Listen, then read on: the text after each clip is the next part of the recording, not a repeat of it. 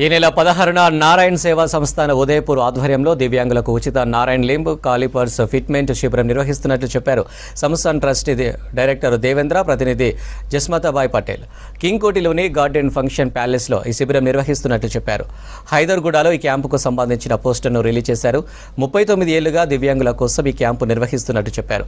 ఈ శిబిరానికి రాష్ట్ర గవర్నర్ రాధాకృష్ణన్, పెద్దపల్లి ఎంపీ గడ్డం వంశీకృష్ణ, చెన్నూరు ఎమ్మెల్యే గడ్డం వివేక్ వెంకటస్వామి హాజరు కానున్నట్టు తెలుస్తోంది.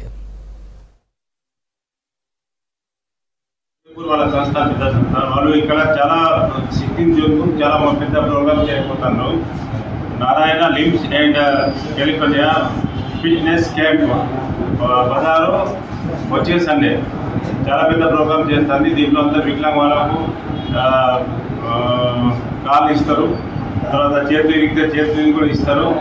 ఇది చాలా పెద్ద ప్రోగ్రామ్. దీంట్లో కనీసం 3000 మనుషులు పాల్గొంటారు.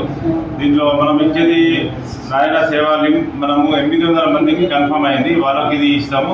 ఇది చాలా విలువైనది. ఇది లిమ్ ఉంది. ఒక లిమ్ కనీసం 30,000 దాకా ఉంటుంది. అటువంటి 800 లిమ్స్ అందరికీ మనం ఇస్తాం వికలాంగ వాళ్ళకు. ఇది నారాయణ సేవా సంస్థ చాలా పెద్ద ప్రోగ్రామ్ ఉంది. అందరు దీంట్లో రావాలి.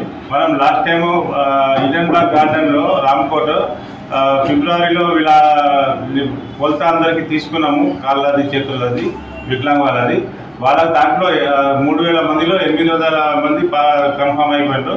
వాళ్ళకు ఈ సేవ ఇస్తాం. దీంట్లో చీఫ్ గెస్ట్ మన ఎంపీ గడ్డం వంశీ గారు కన్ఫర్మ్ అయ్యారు. తర్వాత విశాఖ చైర్మన్ డాక్టర్ వివేకానంద్ గారు, చెన్నూరు ఎమ్మెల్యే వాళ్ళు కూడా వస్తారని చెప్పిండ్రు. గవర్నర్ గారు కూడా వస్తారని చెప్పిండ్రు.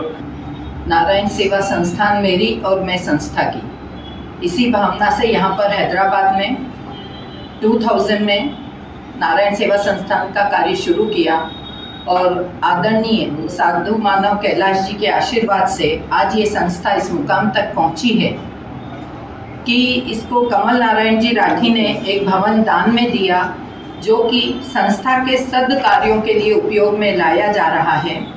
वहाँ पर computer classes, stitching classes, jewellery making classes totally free चलाए जा रहे हैं विद सर्टिफिकेट। 3 मंथ्स कोर्स है, 2 शिफ्ट चलती है और कोई भी व्यक्ति वहाँ सीखने आ सकता है।